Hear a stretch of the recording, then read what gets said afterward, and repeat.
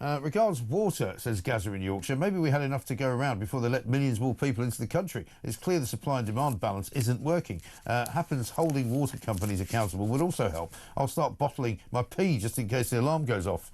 Well, you could do.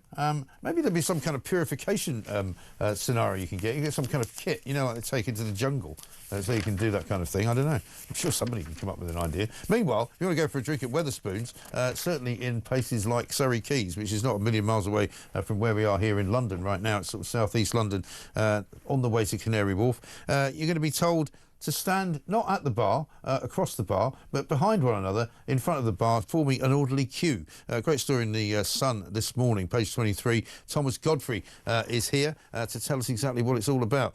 Thomas, good to see you. This all started, I think, during COVID, because I started spotting people doing this in pubs just around here, actually, when they kind of reopened them and people were kind of standing, you know, a metre behind one another. But sorry to see that it's still going on.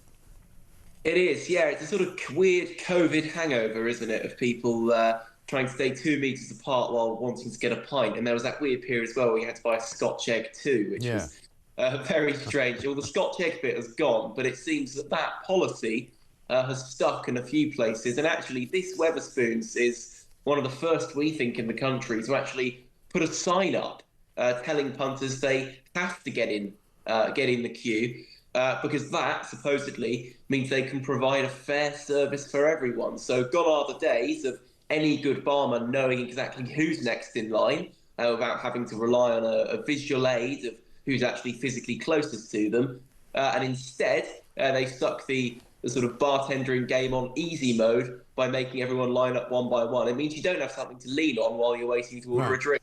But the great thing about growing up in this country was that was one of the skills that you had to learn, was how to get served at a bar, you know, because you'd go up to a bar. And, I mean, nowadays they're not as busy as they used to be. When I was about 18, you know, the bar would be rammed literally all night. You have to fight your way to the front. You have to fight your way to get noticed by somebody behind the bar. And you have to fight your way to getting the money to them so that, you know, you could get away and try not to spill anything. It was all part of the fun, but it sounds a bit boring now.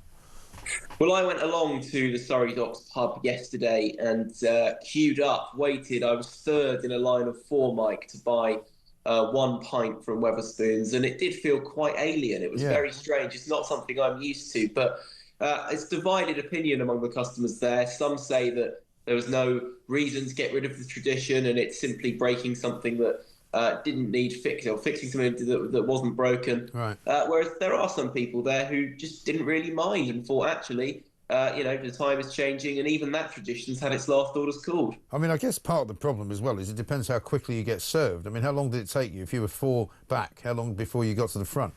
Well, it was only about 3 minutes, and you're right. I think your view on the queue probably depends what end of the line you're at. If you're outside the doors and there's 15 people ahead of you and you're going to be a bit frustrated, you can't just wave a fiver or a tenner around to try and get someone's attention a bit sooner or a little bit quicker than the person standing next to you.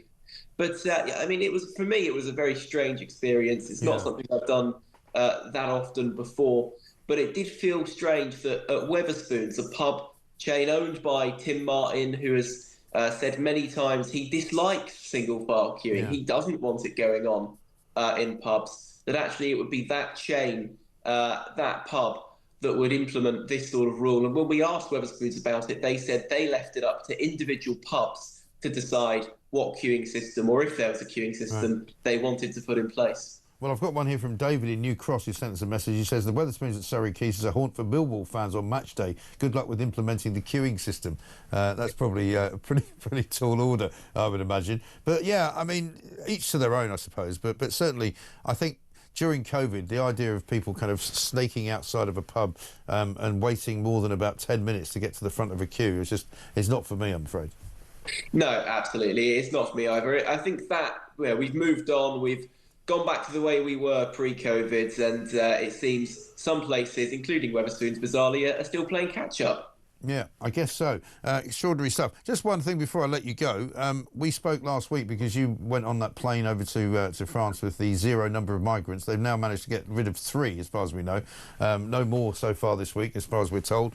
But we were expecting a plane to come back in from Paris, Charles de Gaulle, on Saturday. Can you tell us whether that happened? My understanding is the first batch in haven't arrived yet. There's still talks ongoing as to when they will arrive.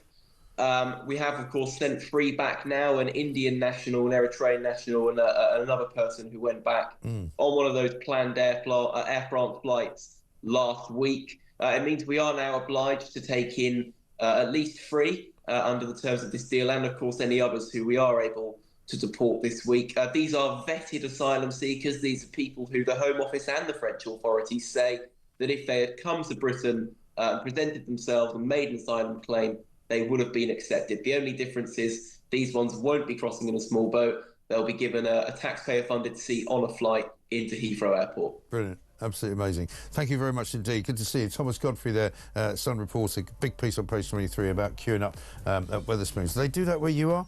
Absolutely extraordinary stuff. Howard in Suffolk says, you're talking about my favourite pub, the Surrey Docks. Yes, I know I'm in Suffolk, but I do get out and about, and I spend a lot of time in that pub and many others around Rotherhithe. I've only seen queuing there during COVID, but it is a bit in that pub as the staff tend to congregate at the right end of the bar, and due to tables and building columns, there's no space for more than about 3 people. They need to encourage people down the left end of the bar that no one goes to, as there are no staff at that end. Crikey, you do spend a lot of time in there, Howard, don't you? What's the share of the fruit machine?